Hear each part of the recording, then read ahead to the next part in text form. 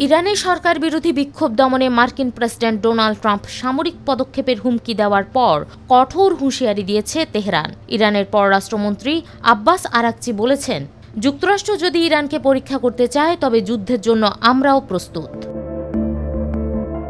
12 জানুয়ারি Al Jazeera অ্যারাবিককে দেওয়া বিশেষ সাক্ষাৎকারে তিনি বলেন, চলমান অস্থিরতার মধ্যেও যুক্তরাষ্ট্রের সঙ্গে যোগাযোগের পথ খোলা রয়েছে। ইরান এখন সব ধরনের পরিস্থিতির জন্য প্রস্তুত।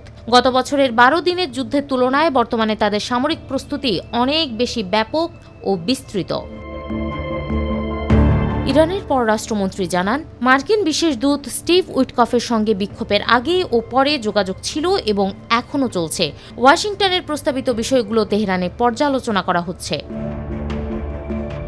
তিনি আরও বলেন, ওয়াশিংটনের প্রস্তাবিত ধারণা এবং আমাদের দেশের বিরুদ্ধে হুমকি দুটোই পরস্পর বিরোধী। হুমকি বা হুকুম ছাড়া আমরা পারমাণবিক আলোচনার টেবিলে বসতে প্রস্তুত। এর আগে 11 জানুয়ারি ইরানের পার্লামেন্ট স্পিকার মোহাম্মদ বাঘের গালিবাফ বলেন, যুক্তরাষ্ট্র হস্তক্ষেপ করলে মার্কিন সামরিক বাহিনী ও ইসরায়েল লক্ষ্যবস্তুতে পরিণত হবে। এদিকে হোয়াইট হাউসের মুখপাত্র ক্যারোলিন লেভিট বলেন, ইরান প্রকাশ্যে যা বলছে গোপনে যুক্তরাষ্ট্রের কাছে পুরো ভিন্ন বার্তা পাঠাচ্ছে। ট্রাম্প হামলার পরিকল্পনা করলেও ইরানের সামরিক আলোচনার প্রস্তাব বিবেচনা করছে হোয়াইট হাউস। ইরানে অর্থনৈতিক সংকটের জেরে ছড়িয়ে পড়া বিক্ষোভ দমনে সরকারের কঠোর পদক্ষেপের জবাবে ট্রাম্প বলেছিলেন, ইরানের বিরুদ্ধে সম্ভাব্য সামরিক পদক্ষেপ সহ কঠোর বিকল্প বিবেচনা করা হচ্ছে। ট্রাম্প আরও বলেন, ইরানের পারমাণবিক কর্মসূচি নিয়ে আলোচনার জন্য একটি বৈঠকের আয়োজন করা হচ্ছে, তবে বৈঠকের আগেই যা ঘটছে তাতে হয়তো আমাদের ব্যবস্থা নিতে হতে পারে।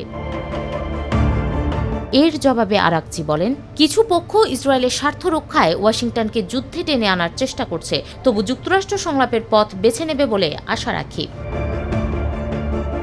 সাক্ষাৎকারে তিনি দাবি করেন, বিক্ষোভকারীদের ভিড়ে মিশে নিরাপত্তা বাহিনী ও সাধারণ মানুষকে লক্ষ্যবস্তু করছে সন্ত্রাসী গোষ্ঠীগুলো।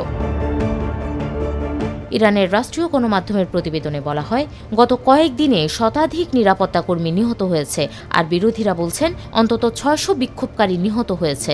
আটকের সংখ্যা ছাড়িয়েছে হাজারের ঘর। গত 8 জানুয়ারি থেকেই ইরানে ইন্টারনেট ব্ল্যাকআউট বা সংযোগ বিচ্ছিন্ন থাকার কারণে তথ্য প্রবাহ বাধাগ্রস্ত হচ্ছে।